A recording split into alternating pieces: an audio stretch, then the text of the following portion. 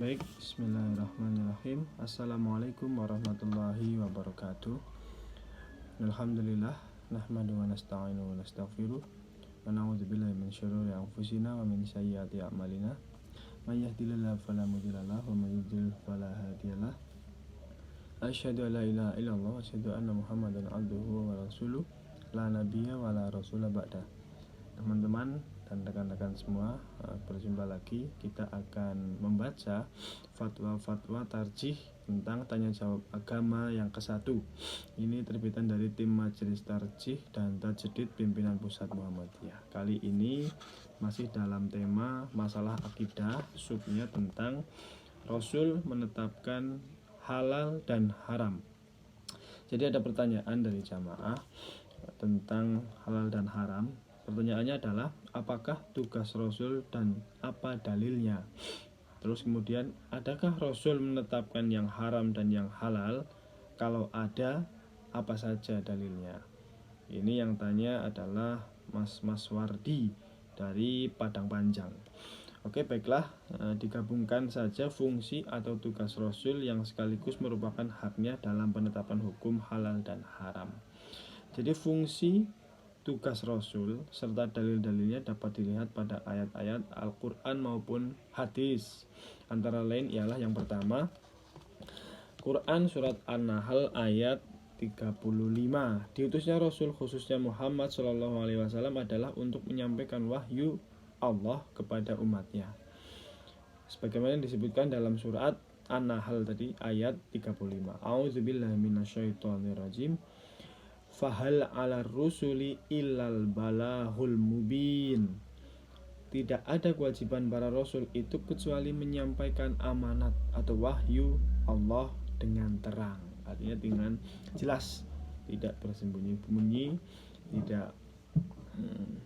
tidak diam-diam, artinya terang secara jelas. Surat Al-Kahfi, kemudian surat Al-Kahfi ayat 110 menegaskan bahwa Allah memerintahkan kepada Nabi Muhammad SAW untuk menyatakan wahyu yang diberikan Allah kepadanya untuk disampaikan kepada umat manusia tentang kemahaesaan Allah dan adanya alam akhirat yang waktu itu manusia dapat bertemu dengan Allah dengan sarana amal soleh. Jadi yang pertama itu diutusnya Rasul itu untuk menyampaikan wahyu Allah yang pertama. Kemudian yang kedua, diutusnya Rasul atau tugasnya Rasul atau fungsinya Rasul adalah untuk menjadi teladan dan untuk dicontoh oleh orang yang menghendaki rahmat Allah. Sebagaimana disebutkan dalam surat Al-Ahzab ayat 21. A'udzubillahi minasyaitonirrajim.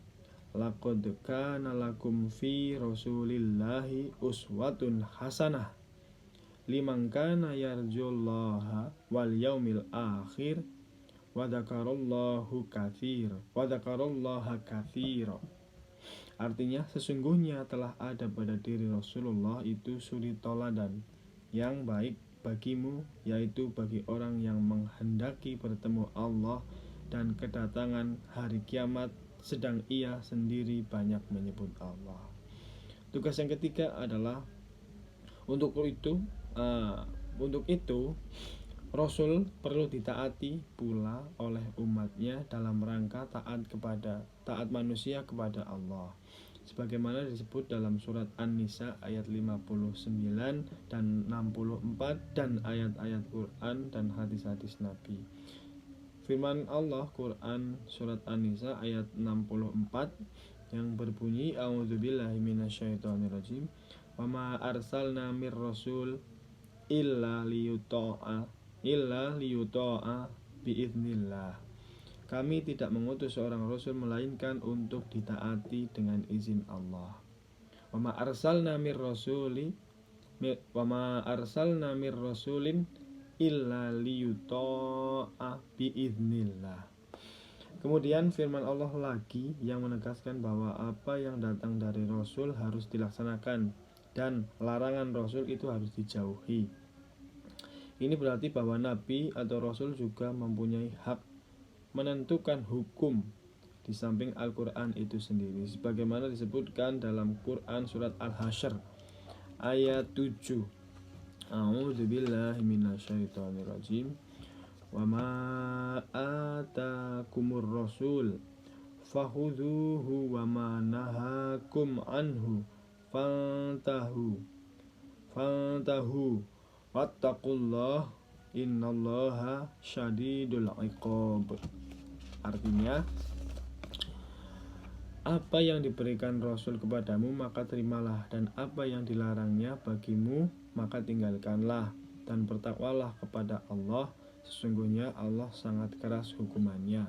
Selanjutnya dalam sebuah hadis disebutkan bahwa Nabi tidak menyuruh umatnya berbuat sesuatu kecuali bahwa apa yang diperintahkan itu juga perintah Allah. Hadisnya dari At-Tabrani, ya ayuhan nas inni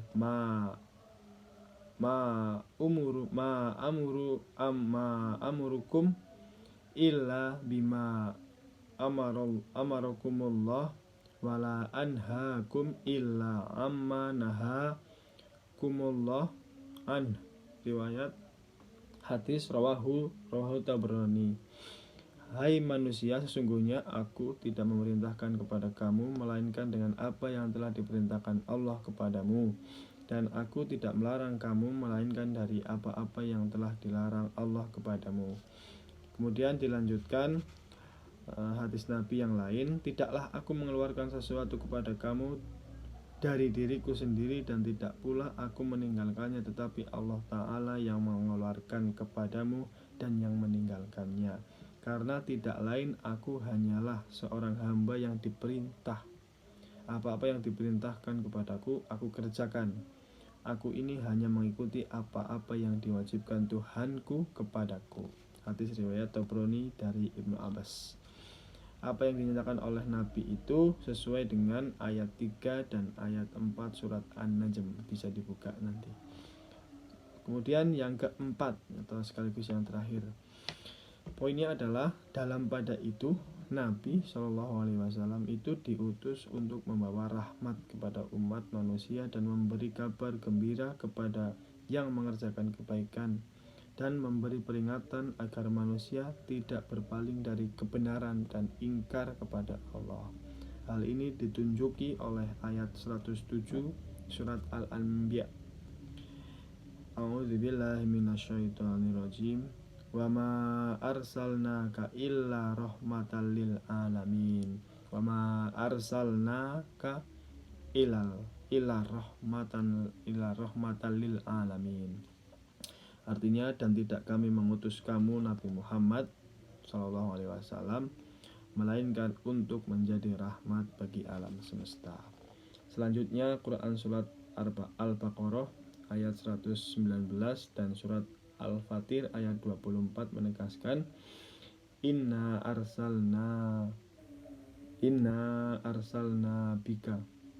arsalnaka bil haqqi basyira wa nadhira.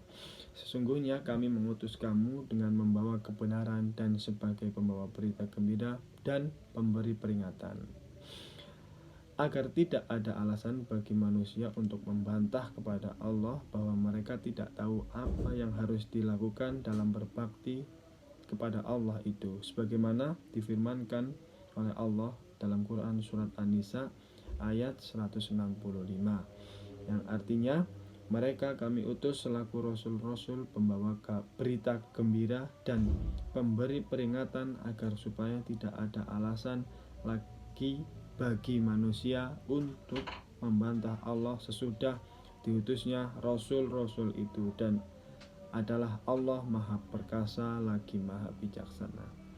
Jadi di situ ada 5 poin tentang tugas dan fungsi Rasul. Tugas dan fungsi Rasul, yang pertama itu menyampaikan wahyu, yang kedua itu menjadi teladan. Setelah menjadi teladan, maka dari itu perlu ada ketaatan kepada Nabi Muhammad SAW. Begitu. Sekian, mudah-mudahan nanti bisa menjadi sesuatu yang bermanfaat. Terima kasih. Terus untuk beramal baik. Billahi fisabilillah haqq fastabiqul khairat. Wassalamualaikum warahmatullahi wabarakatuh.